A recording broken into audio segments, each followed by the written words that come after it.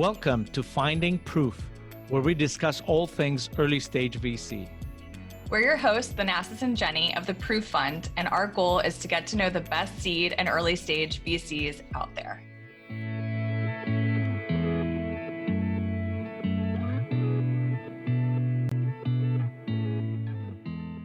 Rudina Seseri is founder and managing partner of Glasswing Ventures, an early stage VC firm investing in AI and frontier tech startups. She focuses on AI-enabled enterprise SaaS, cloud, IT software, and vertical markets. Glasswing is based in Boston, Massachusetts.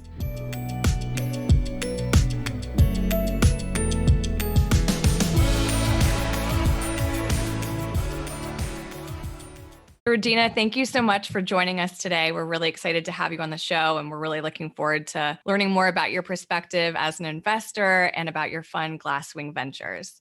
So ahead of us diving into Glasswing, it'd be great to spend some time on you and your background. You have such an incredible personal story and journey, which has understandably had a profound impact on shaping you and your worldview. So tell us about that. Well, thank you so much, Jen and Thanasis, for having me on the podcast. My journey has been one of coming to the States from Albania in search of a better education, and then going to Wellesley College undergrad, which was quite defining of the person and the woman and the professional that I've ultimately become. And then working on Wall Street in the early days at the tech group at Credit Suisse First Boston, where I jokingly but truthfully say that I caught the tech bug. And from that moment, I was there in the early 2000s. From that moment, it all became about technology and innovation.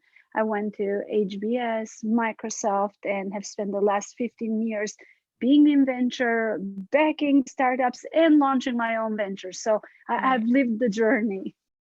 So I know, Rudina, that you are originally from Albania, and coming from a neighboring country myself, I would be very curious to understand what motivated you to come over to the US for schooling.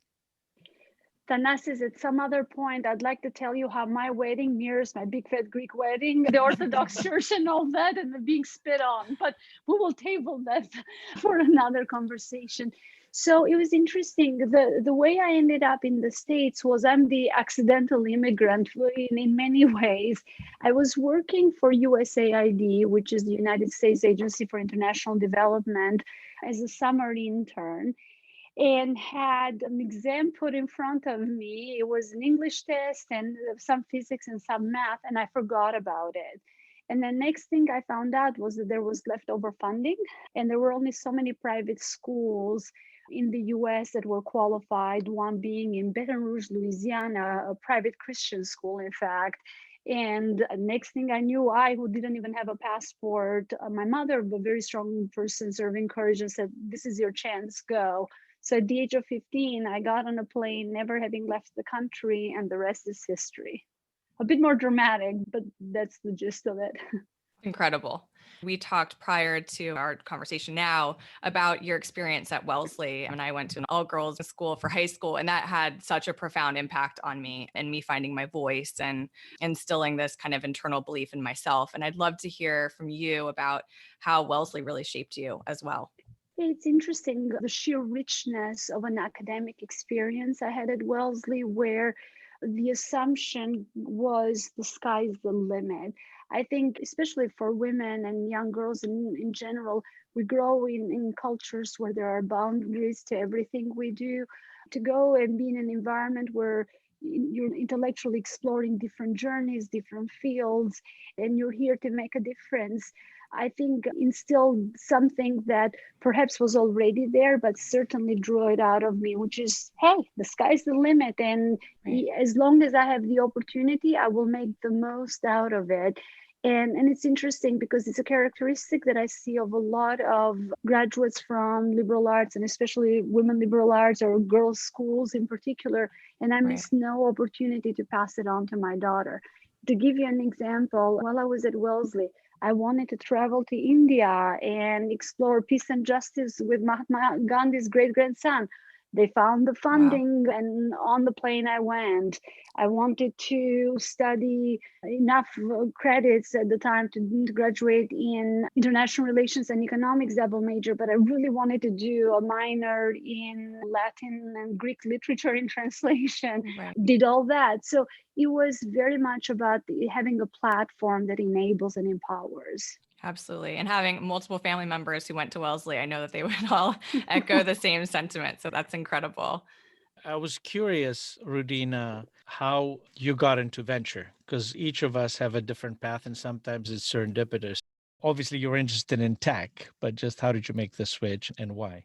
Absolutely. My journey to venture is also the same starting point as my journey to Glasswing, in that I had just made the transition from investment banking to business school. I was at HBS, and I met a relatively recent graduate by the name of Rick Grinnell, who had been an engineer by background, had done a number of startups, had gone on to HBS, and then was doing venture capital. He came to speak on campus, and I was chairing Cyberposium, which was, and I think is still, the largest sort of tech conference organized by any university in North America. And Rick was speaking, so we became good buddies. And I ended up, I remember in the spring semester doing this is the early 2000s, doing a thesis and a landscaping, I think, analysis on the mobile infrastructure, because mobile was going to emerge. And from that perspective, got to know Rick, was very interested in venture, sounded like so much fun. And at the time, Rick actually gave me really good advice that I needed to get some operational experience. I got the tech, got the sort of finance side of it, but go do, if you will. And I think wiser words have not been spoken. So I went on to work for Microsoft and got that experience. But then Rick and I reunited when they were raising their next fund. He called, a man true to his word. I hopped over all the way from Seattle to Boston, and 15 years later, here we are. And what would your advice be to people who are looking to break into venture? One, there isn't a path, one set path. You can enter venture at many points in time in your career and through various paths. I think a balance of having operational experience in technology or life sciences or others, and depending on one's area of interest, is quite important. I think you will garner a lot more respect from the founders, knowing that you've been there and done that. You will also be more value add to them. I think having finance or strategy backgrounds are definite pluses and help make a complete package. But I will say, number one thing is having been in a founder's shoes, the ability to evaluate opportunities and be value add once you've made the investment, quite relevant and more impactful. Absolutely. Tell us now a little about Glasswing, the genesis of the fund, the idea behind the strategy, and what you all look to accomplish. Absolutely. Glasswing is a relatively new entity, will be turning 5 in the next few months. And I'd mentioned in the earlier question when you'd asked me about how I got into venture, that Rick was the reason I got into venture. He was also, he's my co-founder at Glasswing Ventures. So we were in a prior firm together where we worked for a decade as part of a team focusing on enterprise and security and platforms, where we were looking for some facet of frontier tech, advanced analytics, some form of disruption that ultimately evolved into, at least for the current wave, into AI as a core differentiator, in addition to having the right team and the right execution and the market opportunity. So we were doing that as part of an early stage but generalist platform. And as we were approaching the 2015-2016 timeframe, we fundamentally believed that, and continue to believe, that AI was going to be all disruptive. It was going to be a technology that cuts all across the tech stack, and that it was going to be transformative in nature. Narrow AI or applied AI in the early innings, if you will, and then more advanced forms, perhaps asymptotically getting near general AI, if ever. So with that view, we thought that the market opportunity was gigantic, even though the strategy is focused on purpose. And so we did a very friendly spin out from our old firm and launched Glasswing with the idea of being a transformative firm backing transformative companies. And what was it like building Glasswing from the ground up? A lot of people can understand and conceptualize the tangible components of what it takes to create and run a business, but I would love to hear your thoughts about the intangible components like culture and a set of values that you had to think through and create in order to build the team that you have, which sounds incredibly close knit, and also attract the founders that you're backing today. So I'd love to hear about that from you. I'll say it this way, at least to get our conversation going. It's a rare privilege. How many times in our lives do we have the opportunity to start with a clean piece of paper, so to speak, or a blank slate and design something from scratch and build it from the ground up?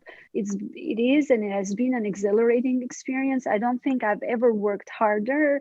I don't think I've ever been happier. And in part because we refer to ourselves as a Glasswing family in our everyday talk. And it truly is. It's very mission driven. We're there to support our founders for the benefit of our investors. There to be, especially in the early days, we're seed stage investors. We view ourselves as the extensions to the founder teams. We live in many ways through their ups and their downs, their successes and their failures. And we're more than just along for the journey. We're an active part of the journey, whether we're trying to get them customers, whether we're trying to support them and get them basic stuff like better rates with vendors, etc. Same thing for Glasswing and the team. Everyone behaves like an owner. We all have carry in the firm or in the funds rather, on purpose, back to all being aligned. And while at the end of the day, this is a job and career, it feels a lot more like this is mission driven and we're here to make an impact and a long lasting impact. And I think you'll find that sense, not just with me, but with everyone on the team. And what is your perspective on artificial intelligence, AI? It's clearly accelerating our entry into the fourth industrial revolution, and it's having such a profound change on many industries, and we're just at the beginning. So, what is your view of what is going on in that space? Yeah, it's a very open-ended question, and I agree with your premise that it is wide-reaching and transformative in a permanent way in many regards. I think the way that the lens at which we look at AI is, as I referenced earlier, through narrow or applied AI. At the current inning, the broader purpose the AI engines that you build are you are going to suffer in outcomes in results, whereas a narrow word doesn't mean narrow. It means the more purposeful, the more focused the engine is in terms of Specific use case, in other words, yes, right? exactly. Specific use case, or just you're not trying to be everything to everyone, the higher performance you get. So the lens at which we arrive at it is we're looking at the enterprise markets, and security markets, whether it's automation, whether it's human augmentation, whether you're trying to get things like customer success automation and further performance, or leverage existing infrastructures for higher performance. You can leverage AI engines of different forms. And when I say AI engines, we can decouple the algorithms and the various ML techniques and data as the how in the current inning anyway. So you can leverage those to deliver results. So we come at it from that point of view. We are less focused on backing cool transformative techniques in search of a use case. I think those are harder businesses to build. Is there a specific example that you can walk us through in your portfolio that maybe makes that case? Absolutely. Yeah, I'll be delighted to. We are thesis driven investors. So we have some horizontal thesis, but one being we look for certain verticals or industries where AI can truly be transformative. And manufacturing and supply chain is one of those verticals. In fact, our first foray into that thesis. So I made an investment a couple of years ago in a company called Verusen, Verusen. And what Verusen does is it takes hold of all the inventory data, non-production parts inventory data, and cleanses and harmonizes it such that at any point in time, a manufacturer knows in reality that their physical inventory stock matches what their system of record is showing, because it's very common in manufacturing that you think you have a part, but in fact you don't. Then you have to either bring the line to a stop, which is millions of dollars, per day in costs, or you have to emergency order it and pay premiums of all sorts. And these can add up to billions per year in an aggregate level. So one, Verison's platform does all the cleansing and harmonizing, but what's really interesting, they also leverage our AI engine for the prescriptive part of what the platform delivers. I have concrete examples where just the first few months of customers having Verison on board, they have saved tens of millions of dollars in hard dollars approved by procurement. That's a perfect use case where there is a problem in the industry and the AI engine can help in a very impactful way alleviate that problem. You guys just announced a recent funding with or freeze. Yes, we did. Can you Yes. speak on that a little bit? Absolutely. These are former founders from Inside Squared, HubSpot. One of the co-founders was actually an intern at Glasswing for quite some time. We love the team, and they're tackling a very big problem, which is the demo portion of any software, tool or platform. Typically with demos, you either require to ensure that the demo goes correctly. I mean, the joke is it's not a demo unless it crashes, right? Or, somehow you've got to find a way. Maybe you have two different environments, one for the demo environment, one for the live code. Very, very hard to manage. Overlay to that, the increasing trend of product-led sales. Customers want to try before they buy. They want to tinker with the product on their own, whether it's from a sales or marketing perspective. The idea of creating a market around automating demos such that they're automatically in a matter of seconds standing up the equivalent of an application that's a customized demo for a particular customer, full Right. experience vis-a-vis sort of what the demo would be in the live code, but it's not live. So you guarantee the Right. experience, it's not going to crash. You even guarantee that the salesperson will follow the steps, the honed-in steps on how they should be marketing and selling the product. Very, very excited for those guys. Yeah, definitely. And so you had mentioned a little bit earlier how much value you and your team add to the founders within the Glasswing Ventures portfolio. So I'd love to spend some time on the robust platform that you and your team have built, which includes an advisory network and a trust network and much more. But I'll let you speak on that.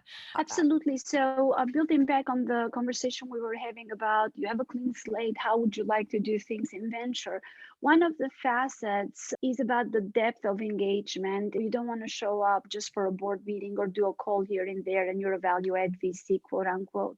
So what we did from the very beginning, we said, what are the areas that our founders and entrepreneurs need help with? And the first two things are customers and talent. Head of sales, head of product, head of marketing. So we said, okay, we're going to deliver what we call an end-to-end systematized platform. So meaning we're going to support them with recruiting, with helping them land appropriate customers, but also automate some of the mundane functions that are needed, but won't make them win. Like, hey, D&O insurance, where can I get the best rates? What's the healthcare? What's the best plan for me? Do you have a good SaaS dashboard that's live, that has the latest and greatest, and so on and so forth? None of this will make them win. But boy, if we can reduce the friction, won't we free them up? So our platform runs the gamut from our own machine learning capabilities and databases on recruiting to actually an advisor network that you referenced, where we have at this moment 40 advisors, 40, that run the gamut from AI and researchers and academics. We look to that group to remain both cutting edge for ourselves and our portfolio companies on the latest and greatest breakthroughs. We have C-level executives in Fortune 100s. They all source for us as well, but really during due diligence, they help us come to a view. Oftentimes they become customers, which is a very nice added bonus. And then also a group of entrepreneurs, the grand majority of whom we have backed in the past. So those folks serve as advisors. Then, in addition to that, we have trust networks, founders talking to each other, heads of revenue talking to each other, heads of marketing connecting with each other. It's lonely at the top, and you don't always want your VC or your director, big brother watching, and we're fully cognizant of that. So instead, we facilitate the forums. If they want an external speaker, if they need some market data, we're there to enable, but we pull back, and our founders and various execs rotate on responsibility. And it's a group that has taken a life of its own. In fact, of all the facets of our platform, it's the one that has surprised me the most in terms of how much it has caught on fire. Yeah, no, I can believe that. And then there's another piece of that too, which is Ignite, right? Yeah. Can you speak on that a little bit? Absolutely. As East Coast investors, I found our market to come and go and come again. Venture was started in Boston. And then if you look back, maybe 5-10 years ago, the market nearly died, in part because we were backing gray-haired professors, is what I like to say, and the West Coast was backing students. And I think we need to back both. What Ignite is, it's a program where we have students throughout the universities that we're doing two things. One, they are sourcing for us lots and lots of startups coming out of academia. While we think we have amazing talent, that's not unique to us. There are other firms that do that as well. Mm-hmm. What I think is unique is what we give back to these students. We actually train them. So we offer classes. I think the current cluster is 26 students, and Cleda Martiro on our team oversees that effort from a content perspective. We're actually training them. So they're studying term sheets, they're studying a facet of our business, and then they're going to investment committee meetings and writing, recommendations, and we have real dollars that we back. So it's truly a two-way street in that regard. When you look at AI and its potential kind of for the future, what do you think is the constraint to its adoption today? And then what is likely to be the accelerant to make widespread use? So I think on the constraint side, I think it's twofold. Infrastructure probably remains a constraint as much as we have made huge strides with the adoption of the cloud. I think that will continue to be alleviated because of what we're seeing in the early days around compute at the edge. But I do think that infrastructure still plays a role.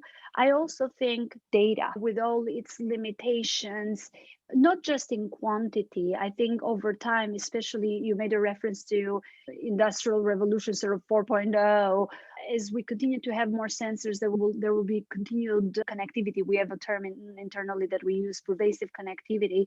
More data will emerge even when we're in still states. So I think the quantity, while it's a barrier now, it will become less so over time. But I think the quality, the veracity, the biases in the data are things that we need to take very seriously. So I wouldn't be surprised as we see more and more data that some of the adoption would both be accelerated with the increase of it, but also potentially become a bit more regulated, whether it's through ethics agreements, standards, or regulatory bodies becoming involved, particularly around the biases. And we take it very seriously. Yeah, in terms of looking at AI and its implications for society in general, we're obviously all optimists and we think that better technology will make things better. But a lot of people are worried about people losing their jobs or huge disruptions, and people are going to have to be retrained. How do you think about that? Is that something that policymakers need to worry about?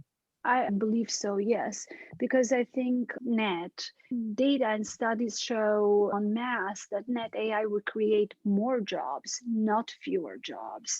And in fact, they will be more creative roles because the mundane gets automated. You hear mundane, you hear structured data, you hear automation, right?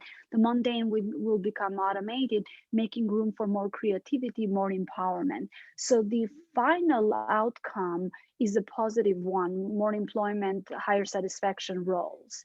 What happens along the journey is actually disconcerting because I do think we will see a displacement of workers. Will the role of a medical doctor go away? No. But do we really realistically expect the medical doctor of 10 to 20 years from now to have the same profile as they do today? I don't know. Do you really need someone to start looking at your x-ray if the machine can look at it with 99.999% reliability or whatever that right level of confidence is? Maybe they will become a hybrid of medical doctors and statisticians. Maybe having a doctor who's 67 years old because he or she has seen it all is not as necessary. It's a different profile. So from that perspective, in the interim, we run the risk of having a big portion of our society actually be displaced and need to be retrained. And we've seen that in the past with lower paying and lower wage roles. We will see that occur unless there's some intervention or some training going on with the highly trained, highly educated, white-collar workers. And that's something to take very seriously. And I don't think there is much thought that has gone into it, at least in the form of active policy making. And I just wonder whether our secondary education system is even thinking about those implications or moving in that direction, because post-secondary education is a different thing. But the person that doesn't go to college anymore has to be trained to take on some of these technical jobs. But are we there? A lot of other countries are making bigger investments, right? Compare the US with China, we're far behind in every regard. Basically, the main community that's investing in AI and anything related to AI in general is the private sector, is the venture capital and related groups at a federal or even state level, at a government level. We're far behind, whereas other countries have viewed this opportunity as a chance to cross the chasm into a whole new era of leadership around technology and development. I read recently that Boston startups and tech firms have raised about $5 billion in October. How many of your companies have raised since COVID, since about March? And what is your advice to them, or what was your advice to them? More than I ever thought that there was. I joke because it's the trend. Speaking to someone earlier today, one of my founders, and I was saying I have an embarrassment of riches. I have 3 portfolio companies right now as we speak in the middle of financing. So 2 out of 3 were preemptive financing. I would have loved if they sequenced themselves, but if I have to be busy, this is what I want to be busy with. Yeah. I think but to answer your question more directly, I think we saw a pause in Q2 as everyone was getting their bearings around what COVID meant. What did it mean for the existing portfolio, allocations, etc.? And if what I'm seeing around our portfolio and in the East Coast market is an indication, we have picked right back up. And if anything, we probably have closed that gap of whatever opportunities were not taken during Q2. We're just about fully caught up. So from that perspective, I think we're moving on. We've adjusted. We've also made new investments. Reprise, in fact, that we talked about earlier, was a new investment. And we have found our pace as a firm to where we do probably 80% of everything over Zoom. The 3 of us are doing now. And the balance, we do have that walking coffee, welcome to Rudina's deck at her house type meeting. Well, that sounds nice. And about how many investments do you make a year? It varies because we have a pre-seed program, which is $100,000 to $250,000 checks. We see more volume as a result of those, but our core investments are a typical check is $2 million in the initial investments with reserves. So I would say on average is 2 to 3 of those a year. We've had years when we've done more, and we've had years when we've done fewer. And then you overlay the pre-seeds, and it's probably somewhere 5 to 7 investments a year. Rudina, what is your perspective on Boston? Historically, one of the top tech centers in the US, maybe fallen a little bit behind with the advent of New York, but what is your perspective on all of that? It's interesting. If we had this conversation 5 years ago, I would have said, listen, let me convince you, is the market in the making? It's come back.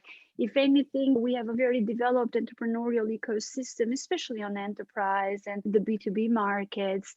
And we just need to have more capital available to back it. Today, I think it's almost a moot point, whether I'm talking to founders, other VCs, funders of VCs, so LPs and the likes.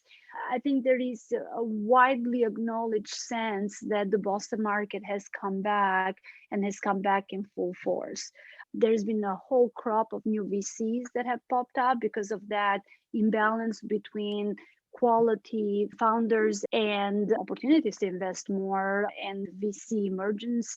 And we're seeing the outcomes. Recent data has shown that on a return basis, the East Coast and West Coast, from multiple perspectives, are equal, even though we have a lot fewer capital and dollar concentrations here. And Boston, New York, even the DC, Maryland area, I think of it as one continuum. We've made investments in Atlanta. That's an emerging market.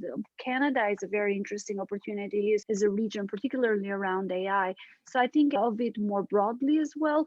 But we have quite a few investments in Boston, and we're seeing no lack of ambition and no lack of talent. So I'm quite bullish. Great.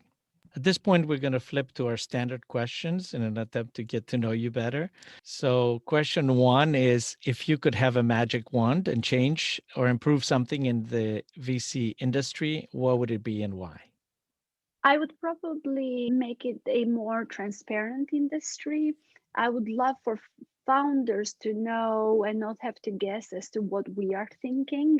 And I'd love for us not to have to guess and wonder what our investors and LPs are thinking. I think transparency, it's one of the three foundational stones, if you will, for Glasswing as well. There is no founder that pitches us or meets with us or is in a portfolio that's uncertain about what we're really thinking. I think in 15 years of doing this job, I've never said to a founder, give me 2 more quarters of traction and come back, because that's a solid no. Let's just not kid ourselves. I know we need to be nice. We're in the business of saying no for the most part, and we want the entrepreneurs to come back over and over. But I think transparency, honesty, and genuine interest and respect, I think would really be wonderful, and taking that to a whole new level. And if you were not a VC investor and money was not a concern, what career would you have? Can I have 2? Yes. I think I would want to be an author. I don't know quite an author of what, but I think I don't know, there's something really sexy about writing books. I don't think I'd have the patience and the creativity, so I would fail, but gosh, there's a part of me that thinks that would be amazing. Otherwise, don't laugh, a college president or university president, there's something again about that intellectual aspect, but there is a fundraising aspect, and you're managing different constituencies, not always aligned. There's something about leadership by influence there that I find very appealing.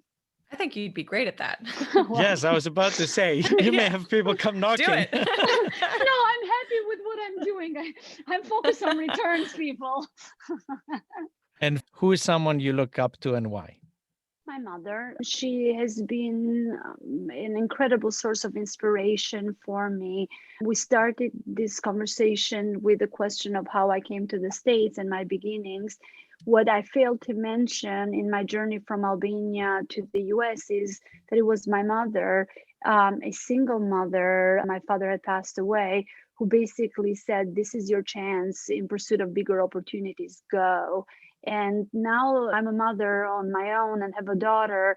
I cannot fathom the idea of sending my 15-year-old across the world for better opportunities. So a very strong leader in her career, a very strong figure in my life, and very forward thinking. Definitely. Super. And finally, what is the best piece of advice you've ever received? Ideas are great. Execution is better. That's definitely great advice in our industry, right? For myself and for others.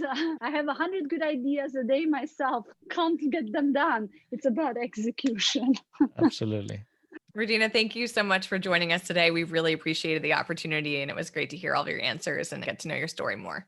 Thank you so much, Jenny and Tanas. It's a total pleasure, and I hope we stay in touch.